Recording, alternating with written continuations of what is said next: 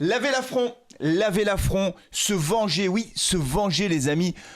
Appelez ça comme vous voulez, vengeance, revanche, laver l'affront, peu importe. Alors le mot vengeance, c'est pas un mot que je trouve formidable parce que derrière le mot vengeance, il y a toujours une connotation un peu violente, mais dans le sport, se venger, finalement, c'est peut-être adapté. Et quand je regarde la définition ou une des définitions possibles de se venger, c'est très simple, vous l'avez sous vos yeux, c'est obtenir pour soi réparation d'un acte jugé offensant, se venger d'une humiliation. Oui, il faut se venger de cette humiliation, ce 8-0 du match aller. Moi, je l'ai toujours en travers de la gorge. C'est une tâche dans l'histoire du club. Alors, faut pas en faire des caisses, mais quand même, 8-0. C'était un match apocalyptique. Les joueurs se sont fait marcher dessus de la première à la dernière minute. Ils ont été piétinés, ils ont été humiliés, ils ont été balayés, incapables de se révolter. Ils ont sali l'image du club en faisant ce match, ce non-match en quelque sorte. Et l'heure est à la vengeance. Voilà, l'heure est à la revanche. C'est le moment de laver l'affront. Si les joueurs ont un petit peu d'honneur, et je pense qu'ils en ont, ils vont mettre justement un point d'honneur à laver l'affront en gagnant ce match. Il faut gagner ce match. Alors évidemment, je ne demande pas moi de mon côté, ou je n'espère pas, ou je n'attends pas une victoire 8-0. Parce que alors là, on va pouvoir attendre longtemps. Ça, c'est déjà ne pas encaisser de but, ça, on ne sait pas faire. Les clean sheets, on ne sait plus ce que c'est. Les victoires, on n'y arrive plus non plus. Mais c'est justement le moment de renouer avec une dynamique de victoire. Ce sera difficile parce que cette équipe de Nice est très forte. C'est une équipe de Nice qui fait un bon championnat. C'est une équipe de Nice qui nous a battus au match aller, qui nous a laminés au match aller, mais qui nous a laminés très justement, en quelque sorte, parce qu'ils ont été bien meilleurs que nous. Pour l'instant, ils sont 3e au classement. Ils ont 43 points, donc ils sont juste derrière Marseille, 46 points, donc ils font une saison remarquable. Donc on accueille une équipe qui est 3e au classement alors que nous on est toujours dans notre position de barragiste, donc autant vous dire que sur le papier, mais alors on n'est pas favori du tout. Mais raison de plus pour que les joueurs aient un sursaut d'orgueil et qu'ils se disent ce match on va le gagner. Je ne sais pas s'ils en sont capables. Je ne sais pas s'ils ont la capacité justement à aller se transcender pour gagner ce match. Évidemment, la rencontre face à Angers à domicile la semaine dernière, elle laisse énormément de regrets de par le scénario, l'égalisation sur un deuxième penalty de la rencontre en toute fin de temps additionnel. Donc ça laisse beaucoup de regrets. Mais justement, il faut absolument réagir. Parce qu'au classement, on est en grande difficulté, parce que Nice nous a humiliés au match aller, et parce que nous, les supporters, on ne mérite pas de vivre cette saison-là, et on ne mérite pas de redescendre en Ligue 2. Donc c'est le moment de la revanche. Il faut gagner ce match. Je vous le dis comme je le pense, si on gagne 1-0, moi je signe tout de suite. Alors 1-0, on ne sait pas faire. Alors on va dire 2-1. 2-1, moi ça me va très bien. Je demande rien de plus que la victoire. Ce sera incroyablement difficile parce que, encore une fois, on le sait, notre défense est une défense apocalyptique. Normalement, on devrait concéder un penalty. Ah, bah oui, c'est notre façon à nous d'être généreux avec les autres. 13 penalties en 23 matchs.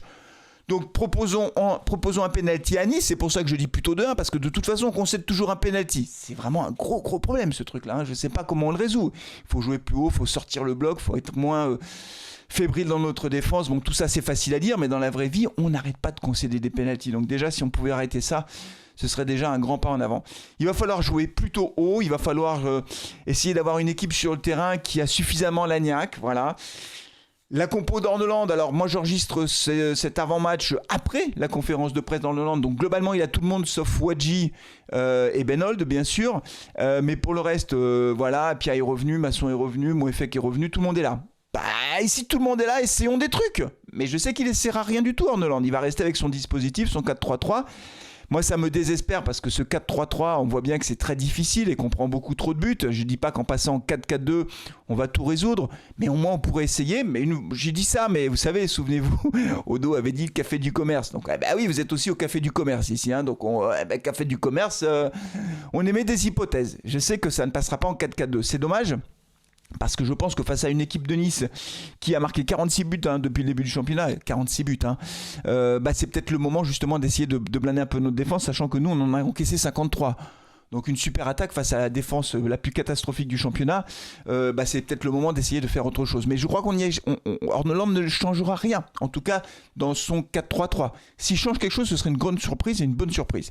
Défensivement, je ne sais pas si Bernauer sera titulaire ou pas. Il y a beaucoup d'incertitudes. Autant quelquefois dans la compo, honnêtement, j'arrive à me dire voilà comment ça va se passer. Autant là, j'ai vraiment beaucoup d'incertitudes, notamment sur la défense.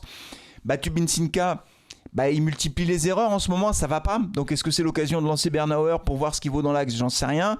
Bernauer avait fait plutôt une bonne rentrée face à Angers, mais son penalty en fin de match est venu tout gâcher en quelque sorte. Est-ce qu'il faut lui redonner sa chance comme titulaire? Masson qui revenait de blessure, j'ai trouvé qu'il manquait de jambes, il a manqué un petit peu de lucidité par moment, mais je pense quand même que Masson c'est plus fort que Apia. À gauche, Cornu, Petro, moi je laisserais plutôt Petro. Bon, Nadé dans la défense, ok. Voilà, donc il y a beaucoup de possibilités pour Horneland, je sais pas vers quoi il va se tourner. Au milieu de terrain, Tardieu qui a fait des bons matchs plutôt. Moi j'ai trouvé que Tardieu était pas mal, franchement, techniquement, dans sa posture aussi, vous savez, la sérénité, quoi. Je trouve qu'il apporte au milieu, en tout cas plus que Mouton, moi je trouve, mais bon, après c'est mon avis. Et quoi est titulaire à chaque match. Bouchouari également. Et puis devant, Stassin. Stassin, c'est toujours la même chose avec Stassin. On se dit il a du potentiel, il est jeune. Et en même temps, je comprends pas que Sissoko ne joue plus du tout, quoi. C'est ça le problème, c'est que Sissoko, il a plus une minute de jeu. Et moi, je pense que Sissoko, il pourrait être précieux avec son gabarit, sa capacité à jouer au dos au but.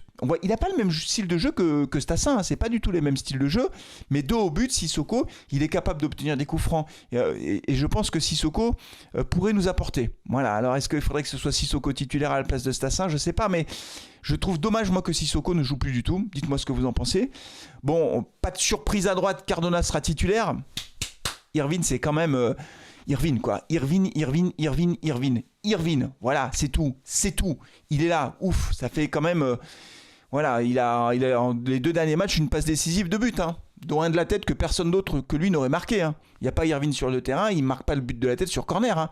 Et on est toujours à 2-0 pour Angers. Parce que quand il réduit le score, on est à 2-0. Cette tête décroisée, il sort, il avance un peu, il se défait du marquage. Hop, tête décroisée, petit filet, magnifique. Il n'y a que lui qui peut faire ça. Et sur le centre de Davitashvili, il est bon endroit. Donc vraiment, c'est un maillon fort. Irvine Cardona, j'espère qu'il va continuer comme ça au cours des prochains matchs parce qu'on a vraiment besoin d'avoir un très très bon Irvine Cardona. Et puis alors de l'autre côté, Nguessan ou Davitashvili ou Boakye, moi je vais vous donner mon sentiment. Et là, je n'ai rien contre ce jeune joueur Nguessan parce qu'il est tout jeune et que le pauvre, il fait ce qu'il peut. Mais c'est pas du tout lui rendre service que de le titulariser. C'est pas raisonnable en fait. Parce qu'on est dans une situation très difficile. On a des matchs au couteau. On joue maintien. Donc il y a de la tension. Et lui, il arrive là. Il est tout jeune. Il doit apprendre. Et on le met dans le grand bain comme ça. Mais c'est pas raisonnable. Il n'y était pas face à Angers, ça n'a pas marché. Il le sera à la mi-temps du coup. C'est pas lui rendre service. Moi je pense que c'est pas rendre service à Nguessan que de le mettre sur le terrain. Davitashvili, avec tous les reproches qu'on lui fait, et Dieu sait si on lui en fait des reproches à Zurigo Davitashvili, ses stats quand même sont là pour lui. Il a encore fait 2 passes décisives face à Angers et il marque des buts. Et donc peut-être que Davitashvili, malgré ses défauts, s'il faisait plus de repli défensif, ce serait quand même bien mieux. Je préfère encore Davitashvili à Nguessan. Je suis désolé, hein, mais c'est comme ça. Hein, sur le terrain, factuellement, quand Davitashvili prend le ballon, on se dit que l'adversaire est plus en danger que quand c'est Nguessan. Ou alors Boakye peut-être, mais Boakye joue plutôt à droite, ce qui obligerait Cardona à dézoner. Donc là, je suis plus mitigé. Mais dites-moi ce que vous en pensez.